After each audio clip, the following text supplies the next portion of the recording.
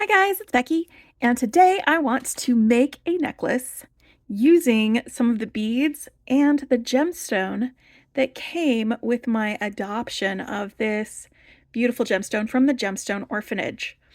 And so today I'm going to be wire wrapping a bail onto this gemstone, and I'll also be making a beaded chain for the necklace that is going to be attached to. So for the actual chain necklace, I'm going to be using these super, super sweet and adorable lampwork ladybug beads. I have to use them. It's important. If I don't, then it just would be terrible, terrible, terrible. So they're going to be part of this, and I'm going to be making some links with these and these flower spacer beads. So those will be together. And then I'm also going to be using some of the bloodstone, because that's what this gemstone is. It's African bloodstone. Some of the bloodstone rounds that came in the box. There are 8mm, 6mm, and 4mm rounds that came in there. And I'm going to use all three sizes for this, for my links for this. I'm going to use the large ones and the small ones in the same link. And I'm going to be using some of these bead caps for that link. The medium ones are going to be just on their own for those links, and they're all going to be wire wrapped links. I'm not going to bother connecting them while I am making them. I will be using some jump rings at the end to put it all together. And then for closure, I grabbed one of the clasps that came in the findings kit with the Gemstone Orphanage shenanigans. For wire for my wrapping, both for my links and for my bail on this stone, I'm using some gunmetal color 20 gauge wire from Softflex, and I am ready to do this. I had been thinking about what kind of bail to make for a while. Well, let me go over my tools real quick. I'm going to be using some flush cutters for cutting my wire. I am going to be using some 6-step bail making pliers because I love the consistency that I get with my loops on these. When I'm making wire wrap loops, it's my favorite way to make the loops for my wire wrap loops. Sometimes I get a little lazy and I'll just use my round nose pliers, but I use these for that. So that's going to be for my loops. I'm going to use these for part of my making, mainly because I'm going to do some little swirls and spirals on my words, Becky. I know words. On my bail. I just want to finish it off with some little spirals. That's the fanciest that I'm going to get for my bail, is doing some spirals, because spirals are fun and I like making them. But I'm going to be using this for that. Got some chain nose pliers for regular chain nose pliering, doing things like that. You know, smoothing out edges, opening jump rings. They are kind of multi-use functional tools. And if you guys want, I did a full review on these casual comfort tools. I'll put a link to that in my description because I have been using them more and more, and I am even happier now than when I did my review, now that I've got them. I also, when I was doing that, I wasn't so sure about this, but I've found that I've been using the flat nose pliers a lot for a lot of things, especially with wire working. They are better than the chain nose pliers for when I need to give things a little tamp down to work harden them, and they are fantastic for spirals. So I'm definitely going to be using these for that when I do that. So those are my tools. All right, so let's pull off some wire. And, you know, I can overestimate if I need to, but this is going to be, let's see, it's about 8 inches of wire.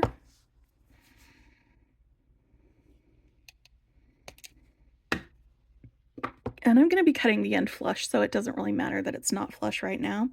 But I'm going to find my corners of my wire, and I'm going to start bending them together just a little bit. I don't want any kinks in it, so I'm bending carefully and gently.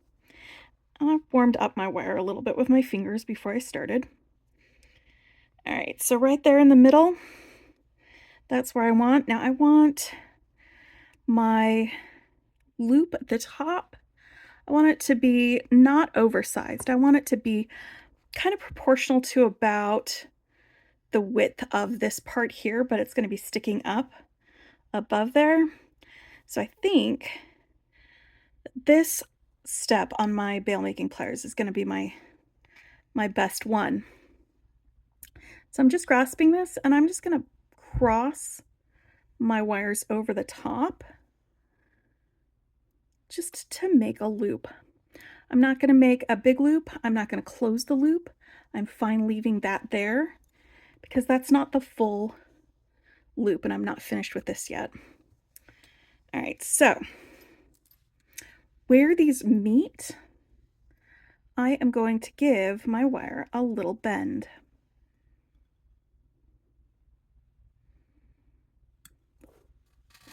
And then I'm going to drop it and I'm going to go look for that down under my desk.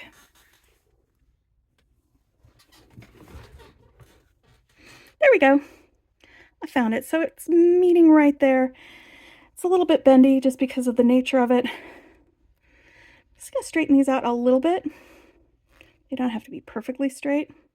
I would just like my wires to kind of be meeting together. Right there. And that's, my bends aren't even. There we go, that's a little bit better. All right, so now that I've got my wire together, I'm going to decide which side of my stone is going to be my front and which side is going to be my back. And I think this is going to be my back and this side is going to be my front. Maybe. Yes, front, back. All right, so my back, I'm going to go in through the back. And I checked before I started this to make sure that this hole could accommodate 2 20 gauge wires at a time, and it does. There's even a little bit of wiggle room. You want to make sure that you don't have to force wire through the hole of any gemstones because you don't want to break them. And I'm just gonna, because they're bent out a little bit, bowed, it's going to make it a little bit harder for these to get together. So I'm just going to squish these together to unbow them, to unbow them, so that it comes through all the way without me having to force it, because you don't want to break your gemstone. So now that it's in here like this, I'm just going to use the edge of my finger and push this up like that. Now I'm going to bring each side of these around to the side. I want them under the loop from the back.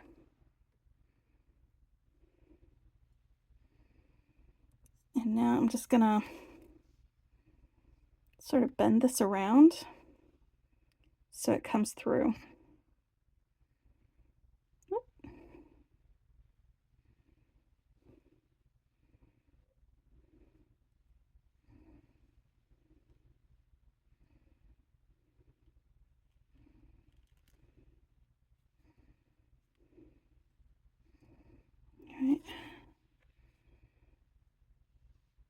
Right here, I'm pinching this and the back. I'm grasping this right here and I'm just turning it so it makes a little loop right there. And I'm going to push it with my pliers down so that it's next to the gemstone. I'm just going to leave this back here like this and out of the way. I'm going to do the same thing for this one. I'm coming around the back and I'm bending the wire while it's coming through so as not to kink it. And again, I'm pinching here and holding this.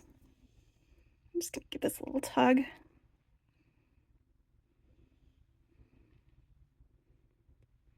So that these match on that side. All right, so this is still the front, but I'm going to turn it over and work from the back. I'm going to cross this one over to this side. Again, still going down. Then I'm going to take this one up here. I'm going to cross it over to this side.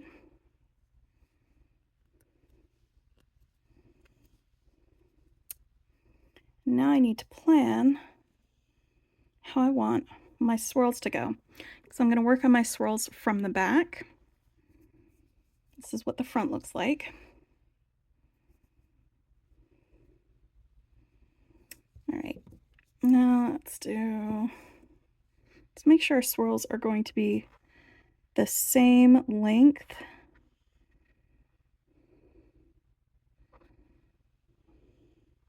One, two, three, four, 5, 6, 7, 8. Okay, that is 8 centimeters. All right, so now I'm going to cut the end flush, both sides.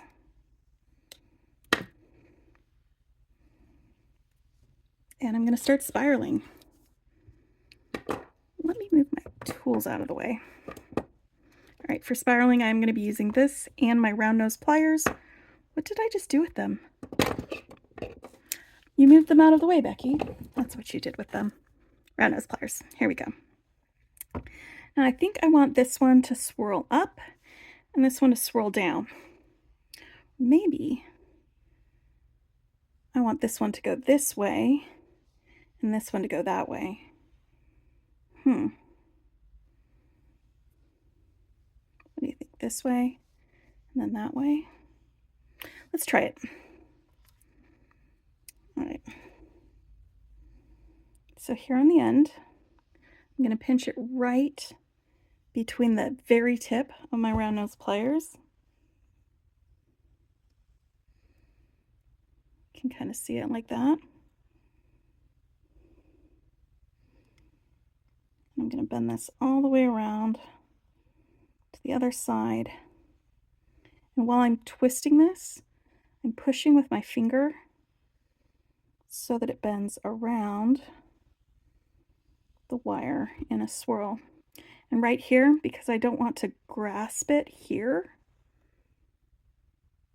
and mess up this part of the spiral, this is where I'm going to switch to my flat nose pliers. And I'm just going to use my finger and curve this around with my flat nose pliers. I'm mostly holding it steady with my flat nose pliers. I am giving it a little bit of a movement there. You don't have to. Mostly we're just moving the wire around the swirl. And as always with doing metal wire wrapping, going slowly is your best bet.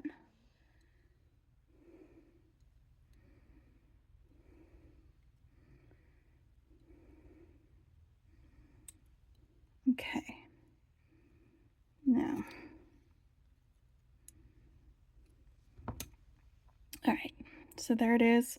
And this one wraps this way. So I'm going to wrap the next one going up. So one swirls this way and one swirls up that way. Again, with this one, I want to get right to the very end. Give it a little bit of bend. And then I'm going to go all the way around. And it's not focusing. Come on, focus, guys.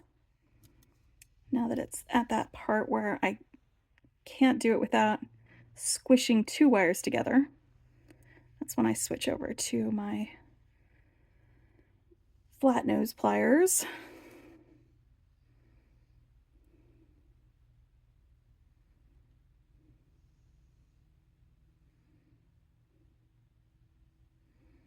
And another benefit of using these flat nose pliers is as I go, the flat nose pliers are work hardening this swirl.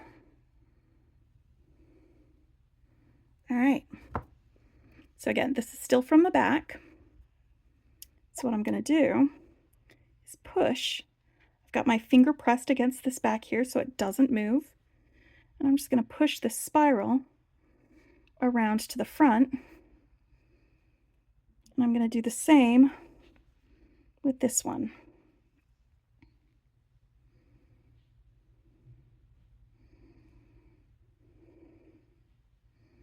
And now I have my bail.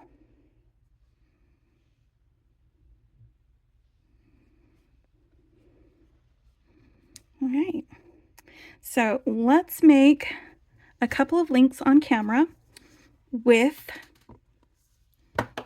my guys here. And then I'll make the rest of the links off camera and we'll put it together. I just want to show you how my links are going, or how they will go. And again, we're going to do some wire wrapped links. I'm going to, instead of working off the spool, for the video at least, I like to work off the spool when I'm doing it on my own. I'll just cut off some lengths of wire for right now.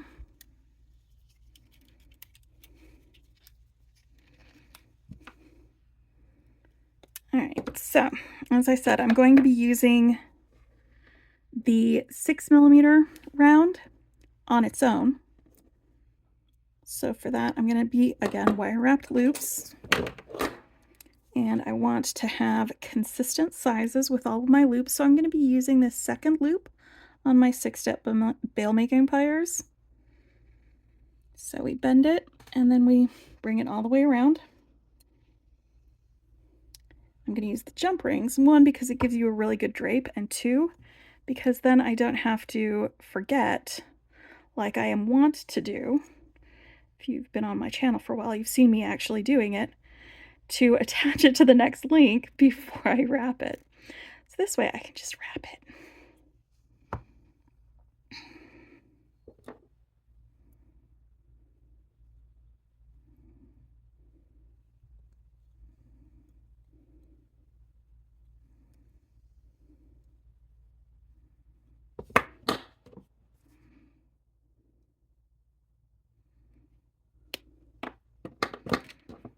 All right, so my basic link is going to be just the wrapped loop on this side,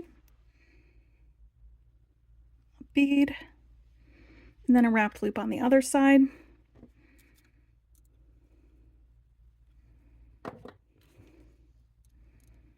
And this is why I like to use the bail making pliers, because then I don't have to remember what part of the barrel I'm using on round nose pliers. I really like using these. If you are using round nose pliers, that is fine. This will still work. You just might want to make a mark on your pliers to tell you where you want to wrap your links. So this is one of the links that I'm going to be using. I'll probably be using several of these for the back end of the necklace. But up near the front, we're going to be a little fancy with it. And I'm going to be using the larger 8mm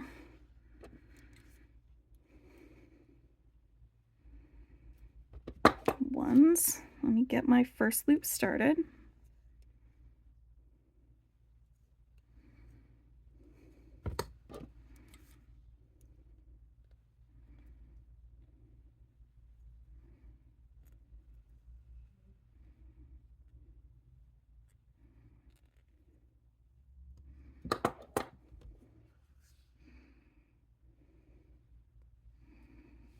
Okay, so for these ones, I'm going to have the smaller 4mm bloodstone rounds bookending my 8mm rounds.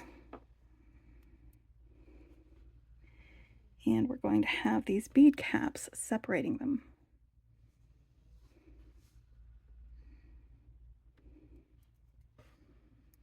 Like so.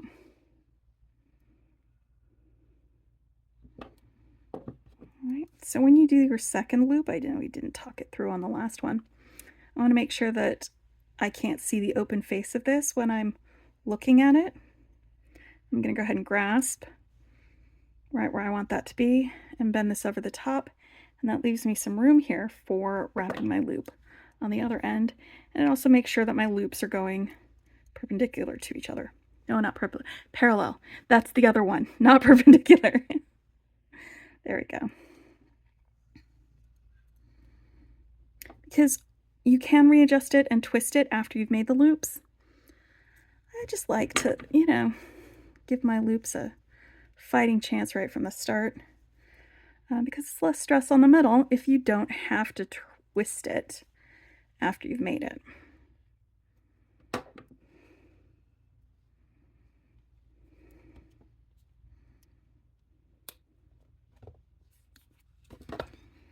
When you wrap it, snip the excess and tuck in your pointy end, and you've got a link. So I'm going to make 6 total of these. So I've got 5 more to make of this. And then I'm going to make 4 of this kind of link. And for this, I'm going to be using these super cute spacers. I love these. They're adorable. And so are these little guys. Look at them with their wonky eyes. I just love them so much. This is Jean. This is Hubert. This is Frank. And this is Doris. Anyway, I digress. I love those little guys. They're wonderful.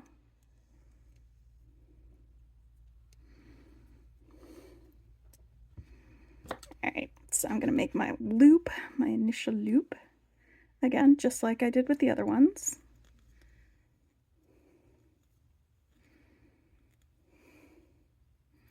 Okay, for this link,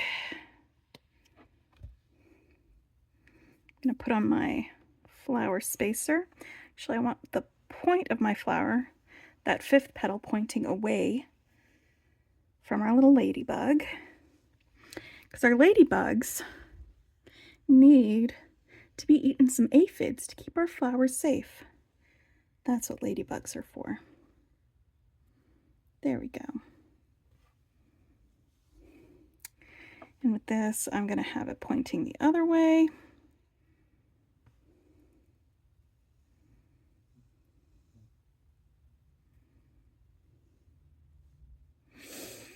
I love it so much. All right, so now I've got my guys, and I am going to make my second loop the same way I did with the first one. Bending this over.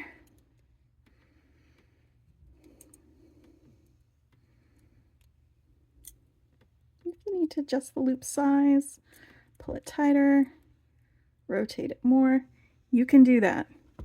You have the power to make it any size that you want. All right.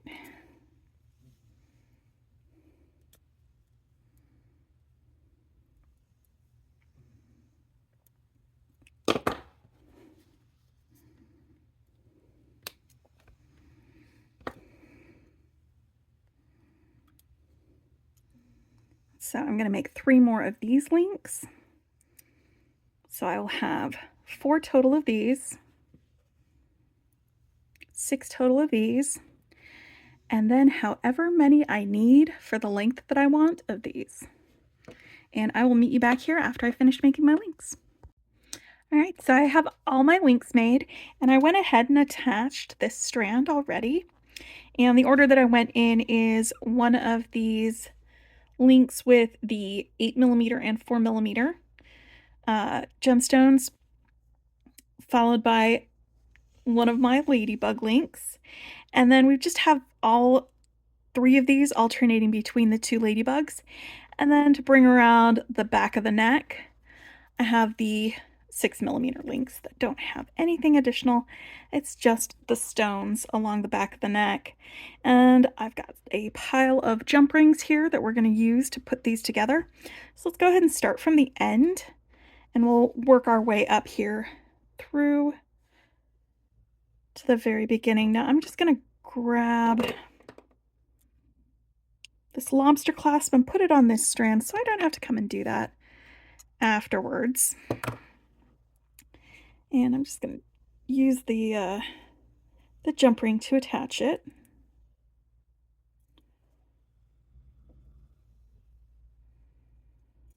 And for the length that I wanted, I only needed to make 4 of these, by the way. And that's why I waited to see until after I'd made all of these to see how long or how many of them I would need to do, because then I could put one strand together, test the length against my neck, and figure out that I wanted just the 2 of them on that end. So I made a couple more on this end. All right, let's add this. I've got a larger jump ring here that is going to be on the end, and we'll be using it for attaching for a closure. So I'm going to start with that. I'm going to attach it to one of my 6mm gemstone links. And I'm just starting at the end, and I'm going to go down to the focal after I start from the end and go down that way. Sometimes I start from the focal and work my way up, but for this one I want to start at the end and work my way towards the focal. There we go.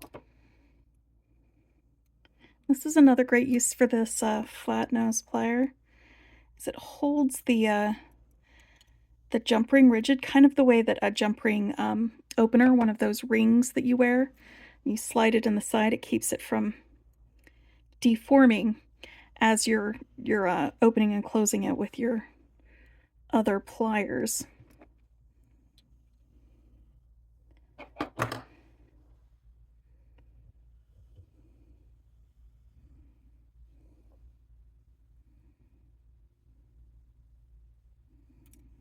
Right. So basically, this is all it's going to be for the rest of this, is opening and closing these jump rings in order to get this finished. I'm actually really pleased with the way it looks so far. I'm maybe even more pleased with it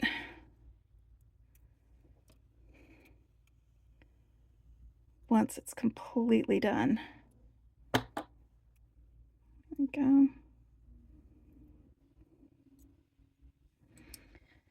All right, now the ladybugs will rotate on here, but I'm going to try and get them so that they're all facing the same way when they're connected. I can move them if that doesn't work out great, but to do that I'm having them face in when I'm connecting that link. It doesn't really matter though, because this can rotate any way it needs to. I'm just trying to be consistent for when I get it closer to the end here, because it's this link, and this link that's going to be the most important for which way it faces. But again, the ladybugs will rotate because they're just on a bar in there. So I can move them if I need to. I just would rather not have to have this glass rubbing against these spacers too much.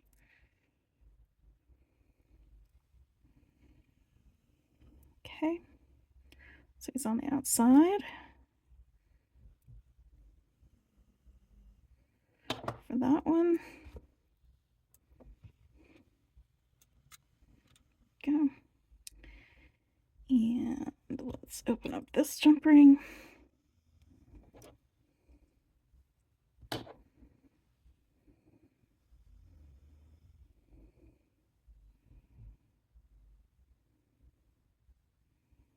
Just letting it dangle. So he's facing that way, which means I want this one to be facing the top of them that way. I might be being more careful than I really need to be when placing these, but that's okay. There we go.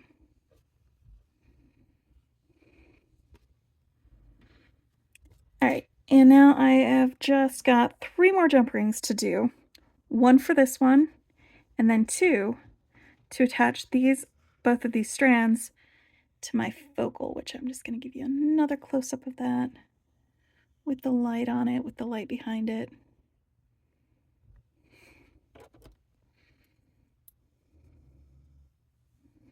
Okay.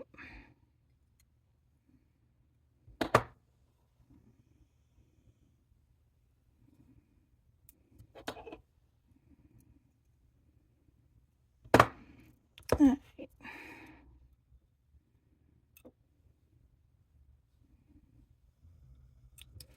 That is not closed all the way. Look at that. Make sure it's closed, Becky. Don't want to half-ass this. Got a whole ass, whatever you do, guys.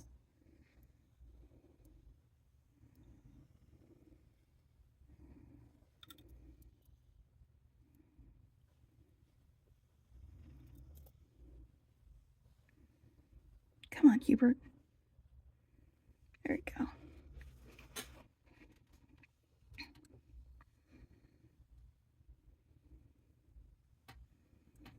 All right, and so I need 2 jump rings to attach each side of these to my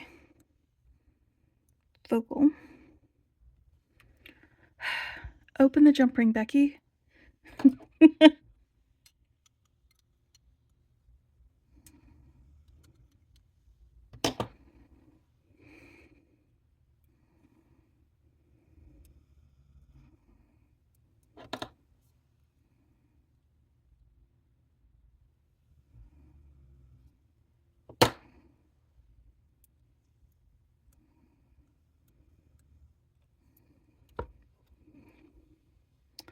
Almost done.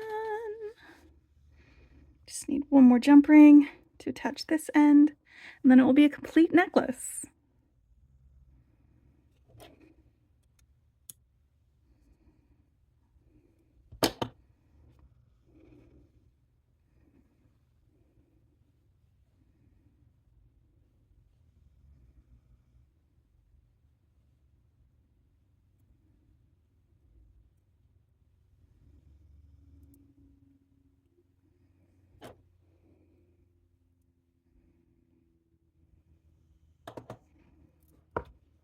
All right, guys. So this is my necklace featuring the gemstone from Gemstone Orphanage and items from the box that they sent to go with it. And I love it. Let's get a little close-up. All of these links together. My little ladybug links. I love these guys. And my gemstone. Hope you guys enjoyed it. I hope you're having a great weekend. And if you like what I see, hit the like button. If you want to see more, hit subscribe. And I'll see you next time. Bye.